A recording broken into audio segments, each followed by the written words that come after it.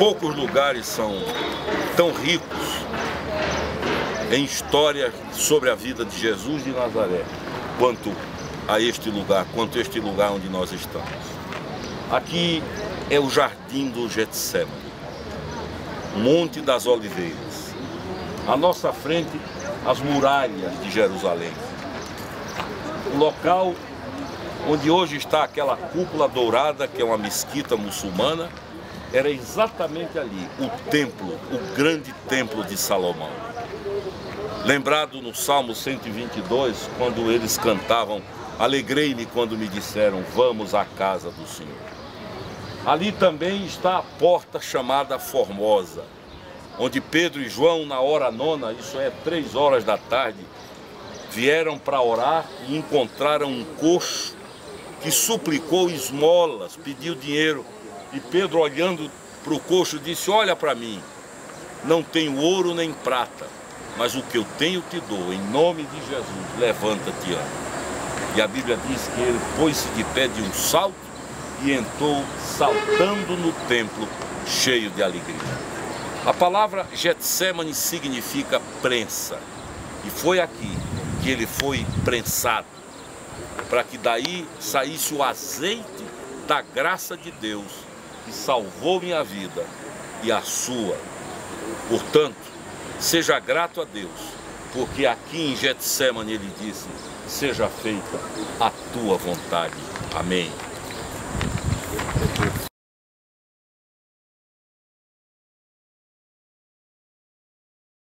Esse é um lugar original, estamos no Monte das Oliveiras, aí estão oliveiras à vontade, algumas chegam a ter 3.000 anos de vida, o que significa que algumas dessas oliveiras testemunharam a passagem do Senhor Jesus aqui no jardim do Getsemane.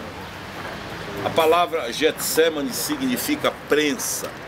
Era onde as azeitonas eram espremidas para daí tirar o azeite de oliva.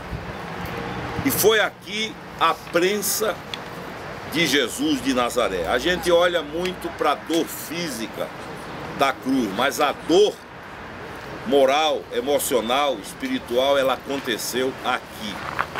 Aqui é que começou todo o processo de tomar sobre si a tragédia da transgressão humana.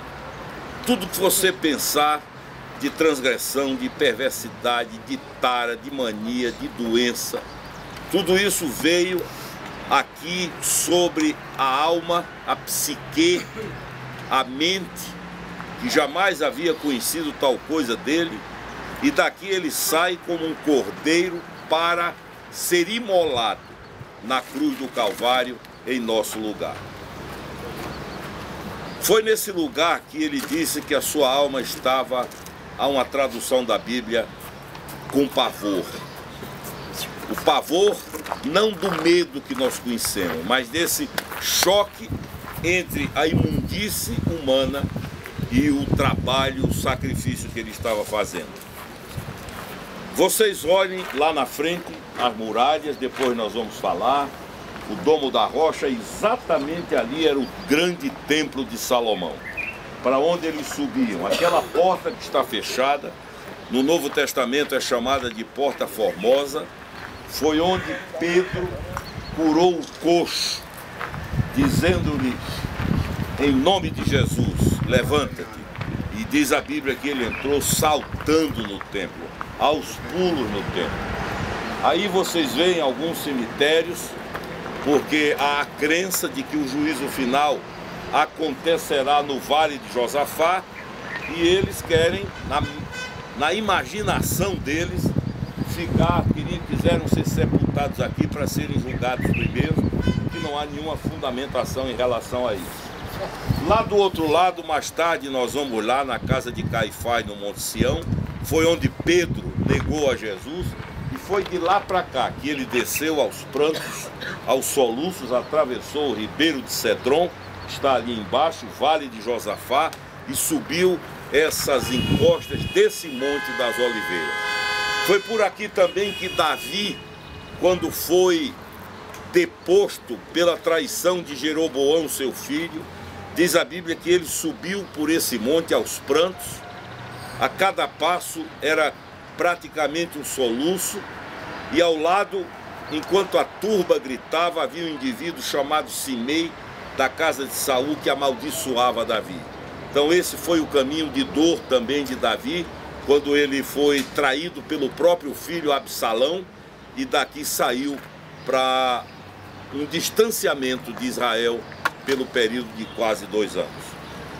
Há muitas referências bíblicas ao jardim do Getsemane, mas eu quero apenas, para fixar, ler no Evangelho de Mateus, lá no capítulo 26, do verso 36 em diante. Mateus 26, Novo Testamento, Mateus capítulo 26, verso 36 em diante. Jesus acabara de ser negado por Pedro, saíra há pouco da prisão domiciliar do sumo sacerdote, que nós veremos daqui a pouco, e vem para esse lugar. Diz a Bíblia que essa região era uma região que ele costumeiramente vinha. O evangelista Marcos diz que ele gostava de estar pelo Monte das Oliveiras. Então ele vem para esse jardim. Ele sabe que a hora está chegando, ele tem absoluta consciência, porque ele disse: para isso eu vim. E ele chega a esse jardim, pede que Pedro, Tiago e João fiquem em oração.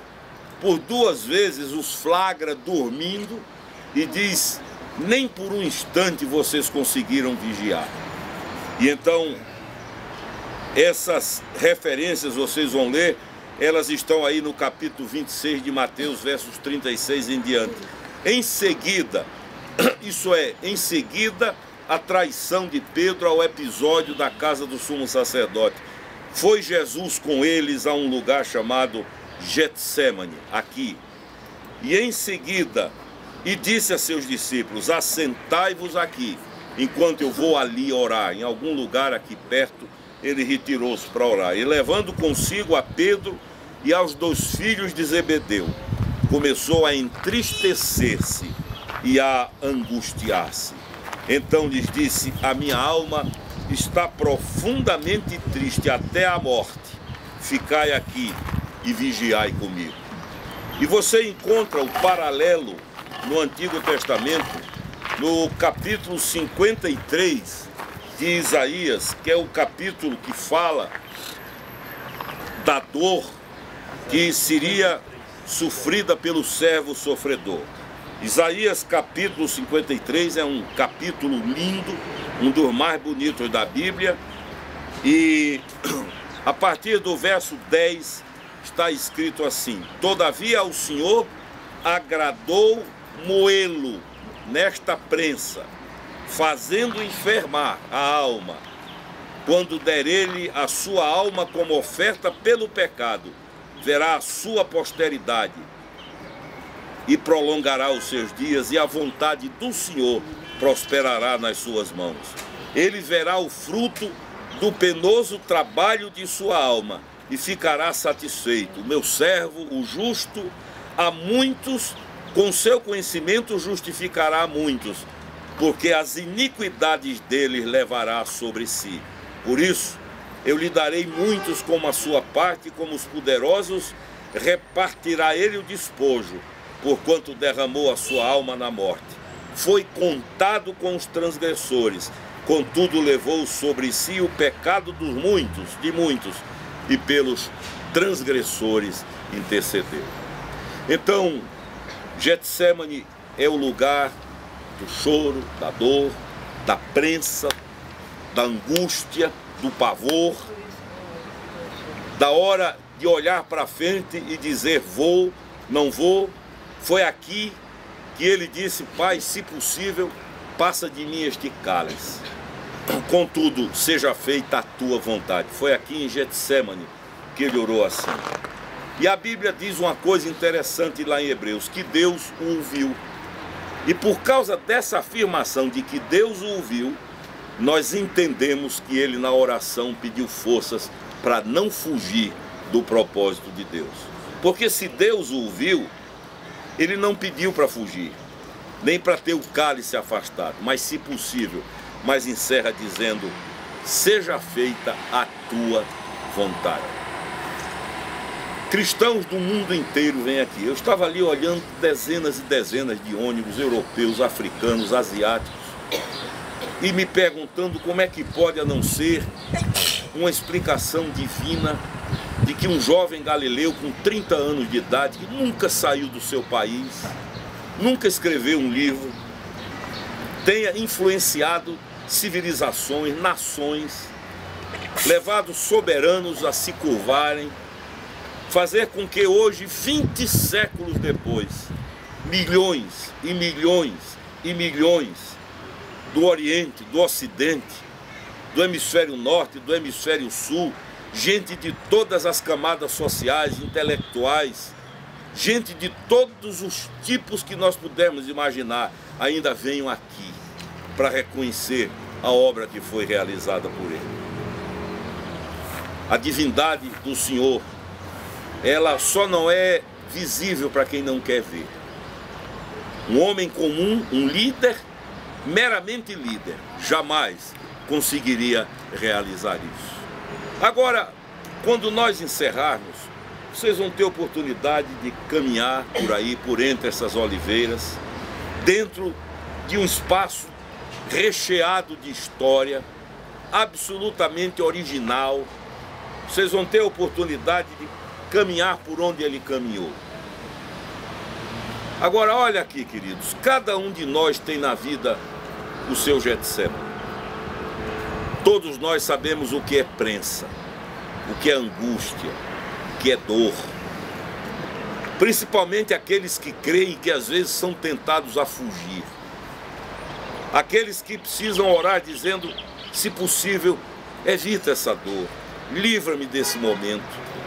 Se possível, não permite, Senhor, que eu passe por isso. Contudo, essa é a adversativa.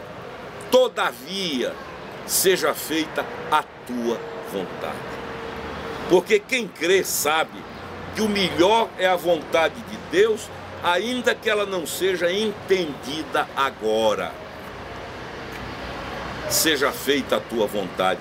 E a pergunta é: qual é o seu Getsemane? O Getsemane é lugar da decisão. Ele poderia daqui ter voltado e seria o caos. Mas daqui ele foi levado num processo que culmina com a cruz, com a morte. Eu quero nesse instante orar, pelo menos por duas pessoas que eu sei que estão vivendo de alguma forma um Getsemane. Uma hora de dor, de sombra, de tristeza, de prensa.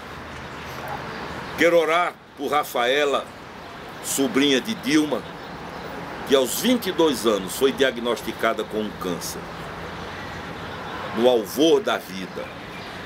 Vamos orar por ela aqui.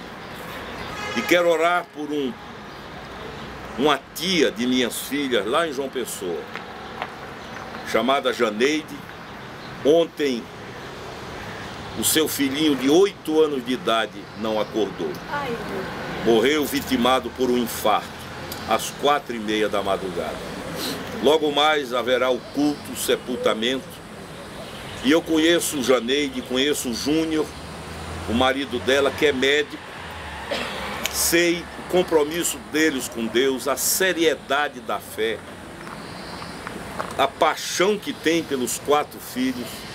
E agora Rafael, cujo nome significa Deus cura, partiu para a eternidade com 8 anos de idade, vitimado por um infarto fulminante enquanto dormia. Então, ponha o seu Getsemane diante de Deus. Dilma, a irmã, a família, vivem esse momento de Getsemane. Janeide, Júnior e a família vivem esse momento de Getsemane. No entanto, é a hora de confiar e dizer: não entendo, não consigo decodificar, não há quem me explique, mas seja feita a tua vontade. Dona Laci, mãe do Caio, quando escreveu aquele livro que eu preguei sobre o tema Não Entendes Agora, que Jesus diz a Pedro, não entendes agora, compreendê-lo-ás depois. É o tipo de coisa assim. Ela perdeu um filho que era o mais consagrado, o convertido. E esse menino morreu num acidente porque pegou carona com um motorista bêbado. Foi o único que morreu. E quando ela recebeu a notícia, ela orou a Deus e disse: eu só quero uma coisa, não quero duas, uma, que o Senhor me dê uma palavra. Subiu para o primeiro andar, para o quarto dela, ajoelhou-se, abriu a Bíblia e os olhos caíram em Isaías 57, verso 1. O justo é levado antes que venha o mal. E ela fechou a Bíblia e disse: obrigado, basta, vou chorar a saudade do meu filho, mas com o coração confortado. Então, cada um de nós, mais ou menos, vive prensas na vida. E eu sei que você vive a sua prensa também. Curve a cabeça. Pai, foi aqui nesse lugar, no tempo e no espaço. Não é uma fábula, não é uma historinha, não é um conto místico, é um fato histórico, concreto, acontecido neste jardim, que o Senhor Jesus submeteu-se à prensa em nosso lugar. Nós é que deveríamos ter passado, mas Ele tomou o nosso lugar, num gesto que só o amor explica, e um amor tão absurdo que a nossa mente não consegue entender. A nossa mente não capta a dimensão desse amor, porque afinal de contas, Tu, ó Deus, és um absurdo também que as nossas mentes não entendem. Nós nos curvamos diante disso. Ao suor de sangue que aqui aconteceu, a renúncia à própria vida quando disse: seja feita a tua vontade, a prensa da alma, as lágrimas derramadas. Agora olha para a vida de cada um, Senhor. Tu conheces cada coração. Tu sabes que Getsemane cada um vive. Tu sabes que prensa cada um está vivendo em várias áreas da vida. Fortalece o coração para que eles digam: se possível, passa, mas o que eu quero é que seja feita a tua vontade. Abençoa Rafaela, sobrinha de Dilma, tão nova, 22 anos, Senhor, aos nossos olhos, com a vida inteira pela frente. Nós nos curvamos à tua soberania e nós pedimos que, se é a tua vontade, porque, como disse aquele leproso perto dessas muralhas, tu podes, se tu queres, tu podes. O problema não é poder, é querer. Se é a tua vontade, põe a tua mão e cura, Rafaela. Nós pedimos por Júnior, por Janeide, pelos outros filhos, pela família, que vivem esse Getsemane incomparável. Tu levaste Rafael. Nós sabemos que a dor e o choro estão do lado de cá. Do lado de lá é festa, é alegria, é gozo. A memória de Rafael agora volta-se para ti, e nós sabemos que ele usufrui tudo aquilo que para ele foi conquistado, inclusive na dor do Getsemane. Conforta o coração de Júnior, conforta o coração de Janeide, conforta o coração dos tios, dos irmãos, dos avós, dos primos. Faz aquilo que só tu sabes e só tu podes fazer. Está para além da nossa capacidade. E abre os nossos olhos para que vejamos que Getsemane não é o fim. O fim é um pouco adiante, perto daqui. É uma pedra removida, um túmulo vazio e a glória da ressurreição. Faz isso em cada um, eu te peço, em nome dele, Jesus de Nazaré. Amém. Amém. E amém.